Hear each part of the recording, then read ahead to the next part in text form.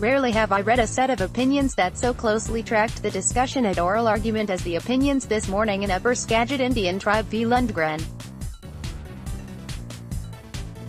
The case involves a narrow and technical question of sovereign immunity, whether the immunity of a federally recognized Indian tribe protects it from a suit in state court to adjudicate the tribe's claim to land located outside the tribe's reservation.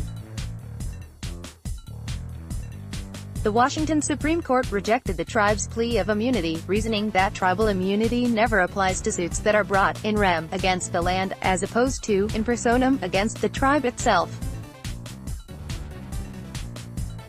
The Supreme Court's decision this morning rejected the state court's analysis for the time being, though the various opinions leave little reason to think that the tribe ultimately will prevail. To give a little context, the case involves a 40-acre piece of land adjacent to the reservation of the Upper Skagit Tribe in northwestern Washington, which the tribe purchased in 2013. When it undertook to survey the land, the tribe discovered a barbed wire fence running for about 1,300 feet, a few feet inside the boundary of the parcel. About 1 acre of the parcel was on the far side of the fence, adjacent to land owned by the respondent Lundgrens. When the tribe threatened to tear down the fence and build a fence on the parcel's boundary, the Lundgrens claimed that they own the land outside the fence under rules for adverse possession, because they have continuously exercised control over the land for more than half a century, with the acquiescence of the parcel's prior owner. The problem the Lundgrens faced in the Supreme Court is that there is almost no support for the distinction between in rem and in personam actions that the Washington Supreme Court offered to allow the Lundgren suit to proceed. By the time of the oral argument, even the Lundgrens admitted that the only basis for that distinction was the Supreme Court's 1992 decision in County of Yakima v. Confederated Tribes and Bands of Yakima Nation, and the justices who discussed the question at the argument seemed to think Yakima could not support such broad intrusion on sovereign immunity. Justice Neil Gorsuch's brief opinion for the court bluntly dismissed the state court's reliance on Yakima as error, explaining that Yakima did not address the scope of tribal sovereign immunity. Rather, he explained, it involved only a much more prosaic question of statutory interpretation concerning the Indian General Allotment Act of 1887. Thus, Yakima resolved nothing about the law of sovereign immunity, as the Lundgrens amendably acknowledged at oral argument. If this were the only thing going on in the opinions, the tribe would win the case easily. The problem for the tribe, though, is that the reason the Lundgrens abandoned Yakima as a justification for the decision below is that they found a much stronger basis for rejecting the tribe's sovereign immunity, the idea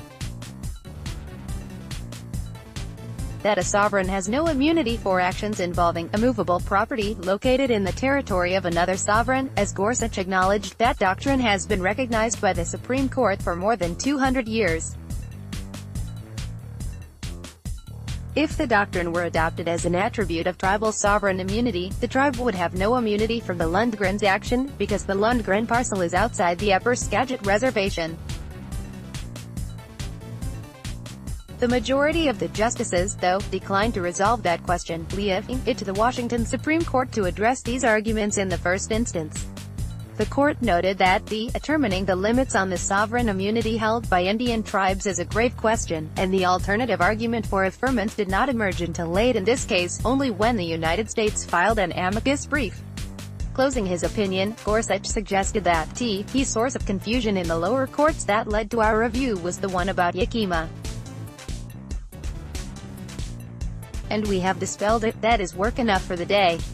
To make matters worse for the tribe, the two separate opinions that accompanied Gorsuch's opinion for the majority underscored that the justices are unlikely to welcome a decision by the Washington Supreme Court granting the tribe immunity on remand. First, Chief Justice John Roberts, joined by Justice Anthony Kennedy, wrote briefly to suggest that it would be intolerable if a grant of immunity left the Lundgrens without any legal remedy to protect the land they have occupied since World War II. As his comments at the argument suggested, Roberts was particularly incensed by the suggestion of the Solicitor General that the Lundgrens were free to go onto the disputed property and chop down some trees, or otherwise attempt to force the tribe to come into court against them. Roberts found himself skeptical that the law requires private individuals, who had no prior dealings with the tribe, to pick a fight in order to vindicate their interests.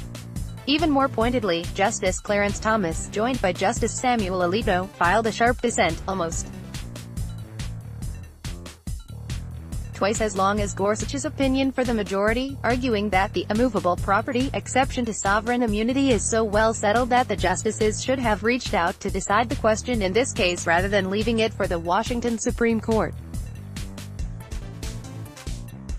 Thomas offered a tour de force of historical arguments, citing among other things 4 treatises that predated adoption of the Constitution, numerous decisions of the Supreme Court addressing the problem in the context of foreign sovereigns, and even long-standing guidance from the State Department on the question.